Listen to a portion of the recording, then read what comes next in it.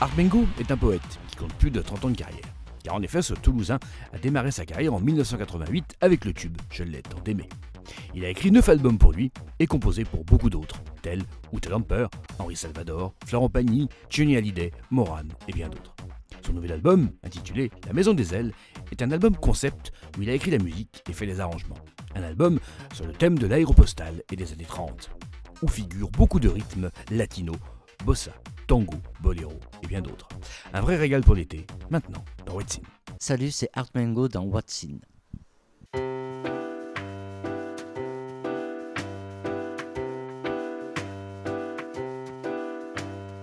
Il y a du monde au grand balcon, de la lumière dans les couloirs. L'auteur, parce que là sur cet album-là, on s'est réparti le travail. Donc il y a eu un auteur qui a écrit un livret, on va dire, qui évoque l'aéropostale en 12 tableaux. Et moi, pour cet album-là particulièrement, j'ai fait que la musique et la réalisation et je le chante. Et donc l'auteur, c'est une chose qui lui trottait pas mal, d'essayer de parler de l'aviation. Il était assez féru d'aviation, il est assez féru. Et alors moi j'ai adoré le tango et je savais qu'il y avait une relation entre les deux. Je me suis souvenu de cette anecdote où Mermoz arrive à Toulouse avec un 78 tours, à l'époque c'était des 78 tours. Il jette ça sur le lit de la pension où il était et il dit: écoutez ce qu'ils font en Argentine. Et c'était Carlos Gardel et c'était du tango. Et donc c'est pour ça que j'ai aimé faire cet album-là, parce qu'il m'a permis de renouer un petit peu avec, entre guillemets, entre mes ancêtres. Ça pleure, ça chante des chansons. On appelle ça la maison des ailes. Il y a sur un tableau noir des noms, des croix et des quintes du ciel.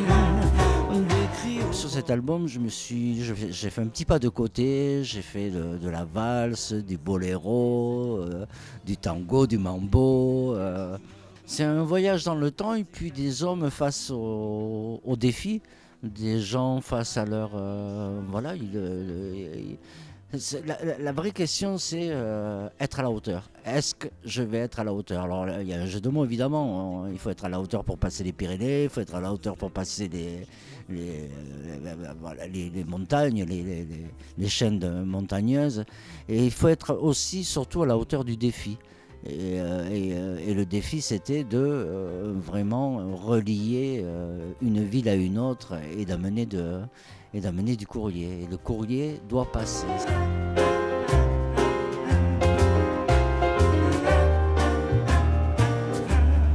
Il y a du monde au grand balcon. Il s'appelle La Maison des Ailes parce que la pension où descendaient tous ces pilotes, qui s'appelle l'Hôtel du Grand Balcon, qui est à la place du Capitole à Toulouse, Mermoz l'avait rebaptisé La Maison des Ailes. Là l'idée, elle était plutôt simple dans la mécanique. C'est qu'il m'envoie les textes, je fais la musique. Alors bien sûr, on en a fait une vingtaine, j'en ai retenu 12. Mais oui, le travail, je l'ai fait essentiellement sur les textes. Ouais. Si je devais me rappeler d'un seul samedi soir sur terre, avec bandon néon perché sur des guitares de Buenos Aires. Je travaille sur des textes. Et puis alors quand ils sont à moi, ça traîne, je mets pas mal de temps. Je mets plus de temps quand je fais les textes, moi, pour faire la musique. Mais bizarrement, quand les textes viennent d'un auteur, je vais assez vite. J'ai vite le flash, je ne l'ai pas d'ailleurs, ou alors je mets le texte de côté. Mais j'ai des flashs assez vite sur ce que je dois faire. Le thème est imposé, donc c'est le propre de l'album concept, où il y a une thématique. Et je crois qu'aujourd'hui, quand même, malgré tout, ça reste encore difficile d'essayer de de faire du tango, de faire des choses un petit peu décalées comme ça. C'est pas, voilà, aujourd'hui c'est pas facile. S'il n'y a pas une petite boucle électronique qui traîne, ça reste quelque chose d'un petit peu marginal, quoi. Moi qui ai l'habitude d'essentiellement travailler à la maison, de tout faire à la maison, là le label m'avait demandé de sortir un petit peu de mes habitudes et d'aller à Bruxelles dans un super studio. Ça se refuse pas, quoi. Qui venait des bas-fonds d'un port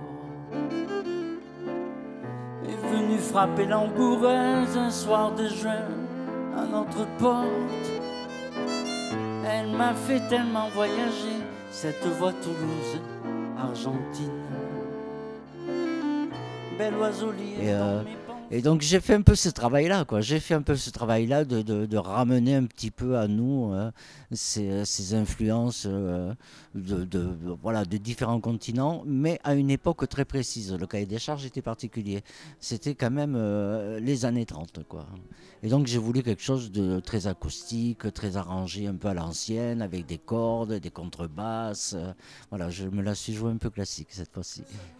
Je vais commencer la scène au mois de septembre.